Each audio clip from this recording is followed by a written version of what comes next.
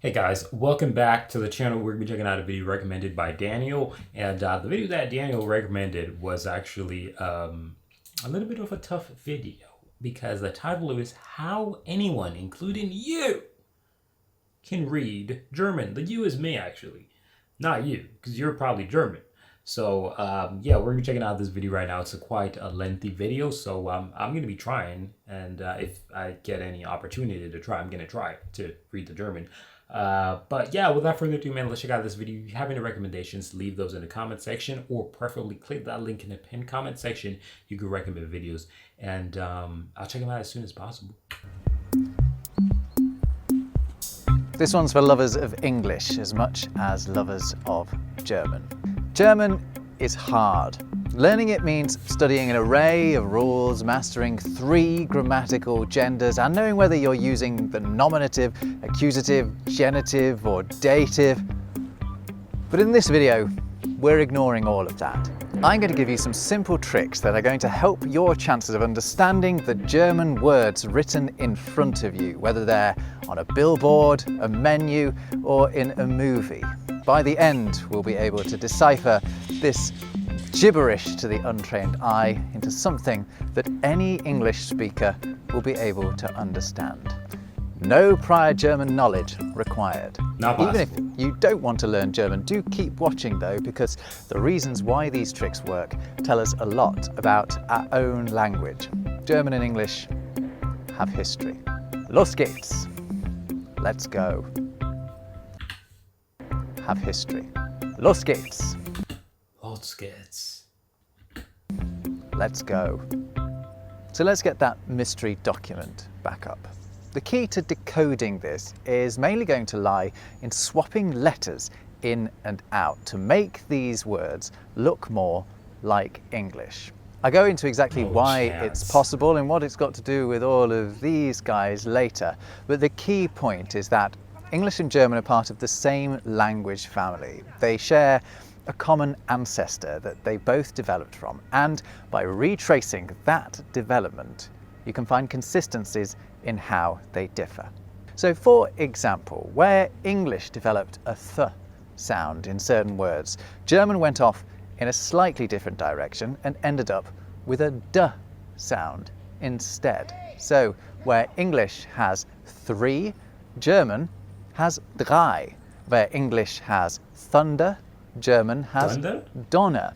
English thing is German ding, and where English has the, German has seemingly endless numbers of words of various. Das Auto.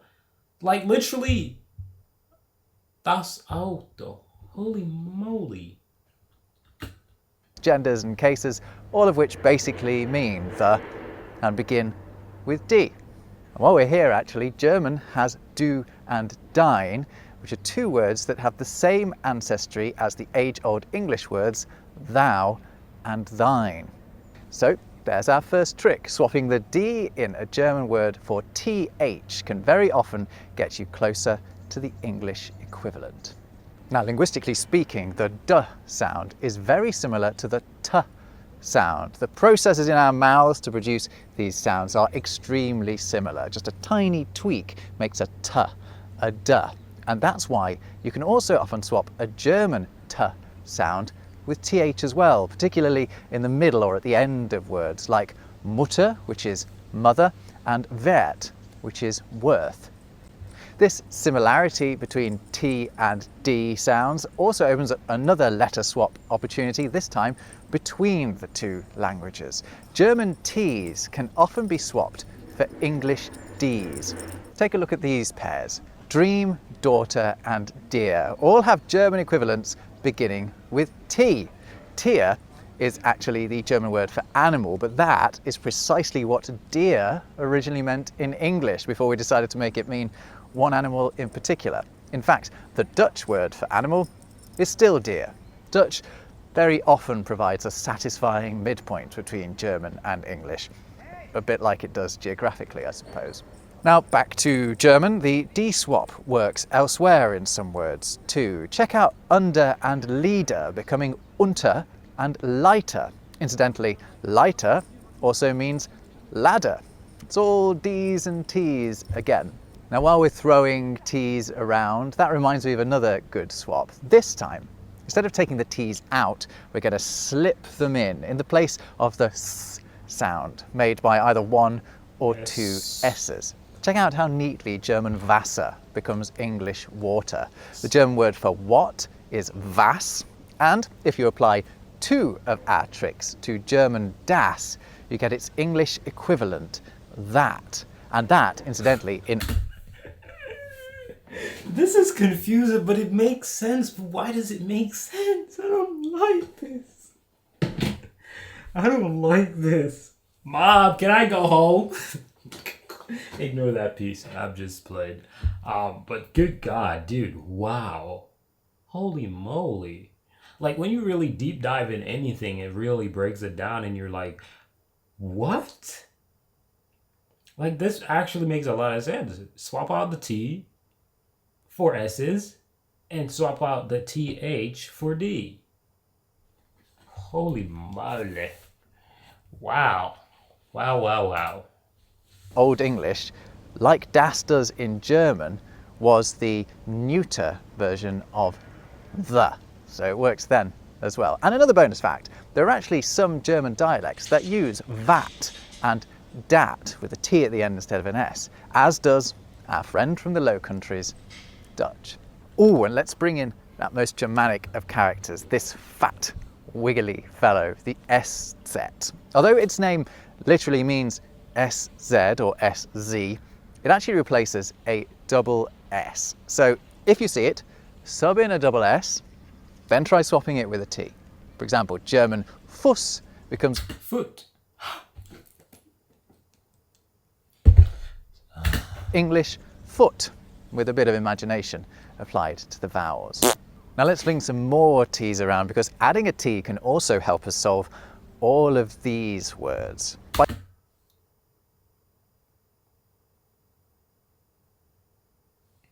Okay. I ain't learned about that one, but I'm trying to figure it out. What would you swap the T out with? By subbing it in for the ts sound, usually expressed in German. Oh, because the Z and the S is the same thing. Ah. So, tongue.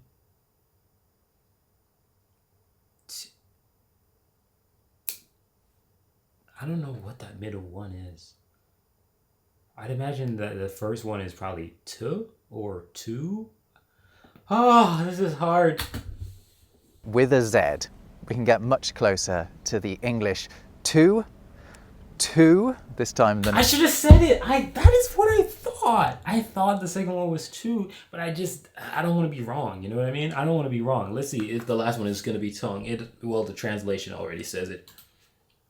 Number and tongue. And there are plenty of others. Right, more of these to come, but I realise it's a lot to take in with all of these consonants flying around. I've become somewhat consonant incontinent, haven't I? So let's take a break to understand why these tricks work when they do, which I admit is not 100% of the time, but the hit rate is really good. So earlier I said our translation tricks had something to do with all of these guys. Well, what did I mean?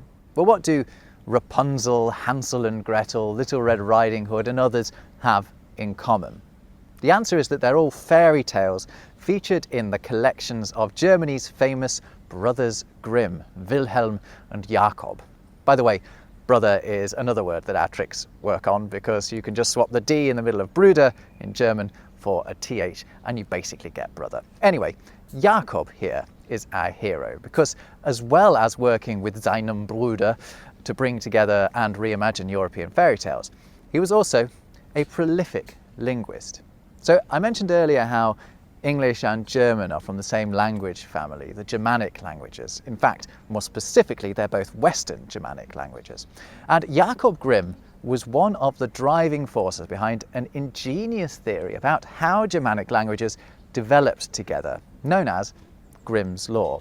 Long, long ago, probably in the first millennium BC, the Germanic languages went through a consonant shift that moved their consonant sounds away from those of Proto-Indo-European. That's the ancient ancestor Germanic languages share with other language families like the Romance languages, the Celtic languages, Slavic languages, and others like Sanskrit, for example. But the language that became modern High German, which is the most widely spoken form of German and the one we're talking about, went through an extra consonant shift that other Germanic languages, like English, did not. That left German with different consonant sounds to English, but those differences are remarkably consistent, and that's why we can often swap them in and out and get from one language to the other. So now you know the theory, let's get on to some more tricks. Another way that English and German diverged from one another is with the sounds p and f. And it means that a lot of f sounds in German, written with an f, a double f, or pf, f, can be swapped with a p to get you closer to the English. For example, German Pfeffer is English pepper. Pfeifer is pipe. They're both double whammies. I'm just gonna be honest, I wouldn't have guessed the first one. The PF is the same as F. And you just put the P. Yeah, I mean, if you slow it down, you're actually gonna get it. Let me get one. Give me one without you But telling German me. Auf has Auf. Auf? Auf would be a P at the end. Wait, what? the same linguistic root as English up, and I feel so stupid just now, dude. Up. Up. Up. Up. Up. Up. Up. Same shit, man. It's the same thing. German Hoffe is English hope. There are so many of these as well. Schiff and ship, Apfel and apple. This one really does work. So remember, when the English P, the Germans F. Now the next swap is a piece. I saw that, dude. I saw that. That is messed up. That is messed up, dude. The Germans F. Now the next swap is a piece of cake, or in German, ein Stück Kuchen. You can often sub this CH in a German word for a K and get closer to the English, like Kuchen and cake. Also, German machen is English make, although it also means do as well. Suchen is related to English seek, and a German Buch is an English book. And again, actually, once you do these swaps, you basically get to the Dutch version of these words. Check out machen. So Dutch viewers, do feel free to use these cheats with your own language too. German ich becomes Dutch ik, both of which mean I, and incidentally, Old English for I, as in me, was ich, or something like it. My pronunciation of Old English is always dreadful. Anyway, that's all a Dutch distraction, because I was just going to point out that German words that begin with a K often have an English equivalent beginning with C. Cake is a good example of that one as well. A German Kuh is a... Hold on. I want to say the German word for cake. Actually, once you do these swaps, you basically get to the Dutch version of these words. Check out machen. So Dutch viewers, do feel free to use these cheats with your own language too. German ich becomes Dutch ik, both of which mean I, and incidentally, Old English for I, as in me, was ich, or something like it. My pronunciation of Old English is always dreadful. Anyway, that's all a Dutch distraction, because I was just going to point out that German words that begin with a K often have an English equivalent beginning with C. Cake is a good example of that one as well. A German Kuh is a cow, Kreuz is a cross, and lots of others are really obvious, like Kultur and culture. You're unlikely to struggle with ones like that. Now, any more for any more? Yes. Hanging out at the end of the alphabet are W and Y, and they hold the key to another couple of handy switcheroos you can do. We're going to try swapping them in for German G's. Let's take the German word Tag. So we already know what to do with the T. We're swapping the word, putting them in for German Gs. Let's take the German word Tag. So we already know what to do with the T. We're swapping it for a D, aren't we? Remember dream and daughter? Day. And now let's Day. try, as I just suggested, removing the G and putting in a Y. We end up with Day. day. What's the German for day? Tag. It's Tag. Another fascinating historical fact, the Old English word for day was this. Notice anything? It has a G at the end, although it was actually pronounced more like a Y. It was something like die. Again, my Old English is dreadful. Anyway, some more G and Y swaps. German Weg is English way. German sagen is English say. And if the Y doesn't work, just give a W a go. German Bogen is English bow. Oh, and I've just thought of another good one, actually. A lot of B's in German are V's in English. Take a look at the German words for live and indeed for liver. Also to give, which is geben, and to stick things together is kleben, which is a relative of English cleave. Cleave is a fascinating word because it can both mean to separate and to put together. Have you ever noticed that? Little doggy.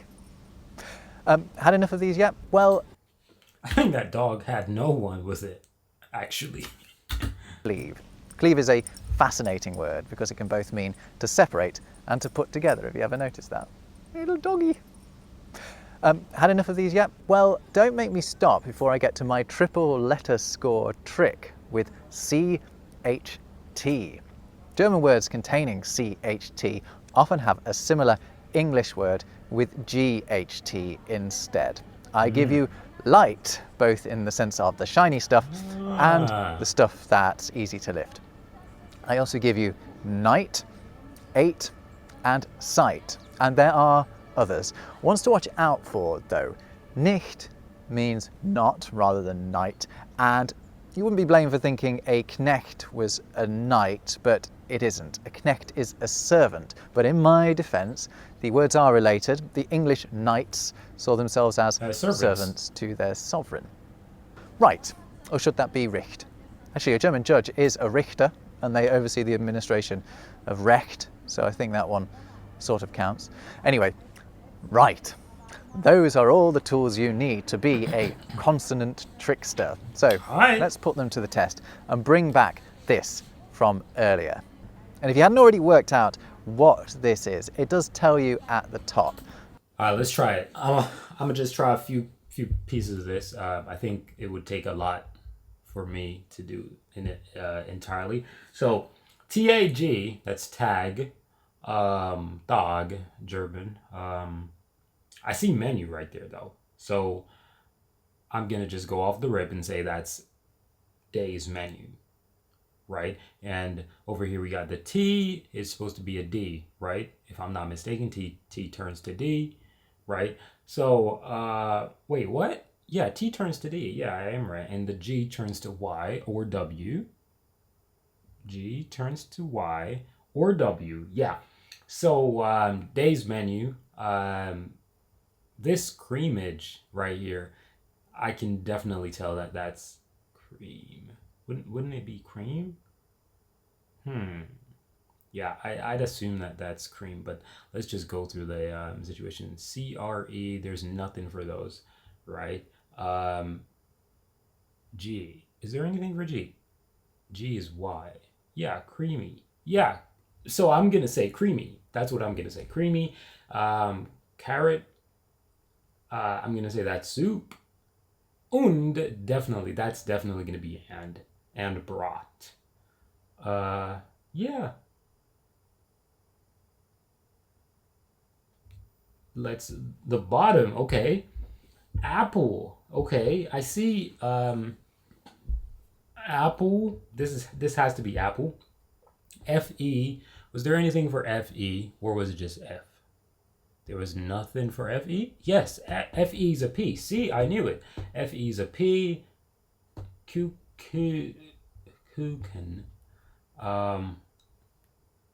Yeah, I think that's probably apple cake. This is definitely coffee. O-D-E-R. O-D-E-R-D-T-H. Other. Other. Other. Other. I don't get that. Coffee, other. Is there anything for S? Tea, right? Yes, water. Coffee, water. Yeah, but I don't know what the ODER is, but let's just keep going. I think I did pretty well. Tagesmenü. Let's work our magic on the T and swap it for a D, and the G for a Y, and we get something very close to day's menu. This is a menu of the day's specials. So, what's for starters? Cremige Karottensuppe. Well, already we see that we can do another G and Y swap in the first word, and we get much closer to the English word creamy. And then we can swap the K at the start of the next word with a C, although I suspect you'd already worked that one out. This is creamy carrot soup. Und is just German for and if you need any help with the last word, swap the T at the end for a D, and you can work out that that's bread. The next word is a bit tricky. I didn't know Probably already know what a schnitzel is, a delicious breaded cutlet. But what about the start of the word though? Well, swap the K with a C and the B with a V and you get Calves. calves. So Does that cow. look like any English word to you? Cow. How about calves? Kalb Cow. is the German for veal, the meat of a young cow, a calf. Mit is just the German for with, and we came across Pfeffer earlier. It's our double whammy P swap, giving us pepper. And sauce is conveniently the English spelling. There is a German word for sauce that is extremely similar, but the English, or rather French spelling, is also used. Onto our dessert. It's apple cake. The PF again swapped for a P gives us an apple, then swapping the K for a C and the CH for a K gets us close enough to cake to work it out, like we did earlier on. Yeah, and then this finally to the one. drink, you actually have a choice of coffee or water. If How we did swap you the get to- K for a C and that double S for a T, although I'm sure the waiter will let you have both if you ask nicely enough. For a C and that double S for a T, although I'm sure the waiter will let you have both if you ask nicely. K for a C and that double S for a T, although I'm sure the waiter will let you have both if you ask nicely enough.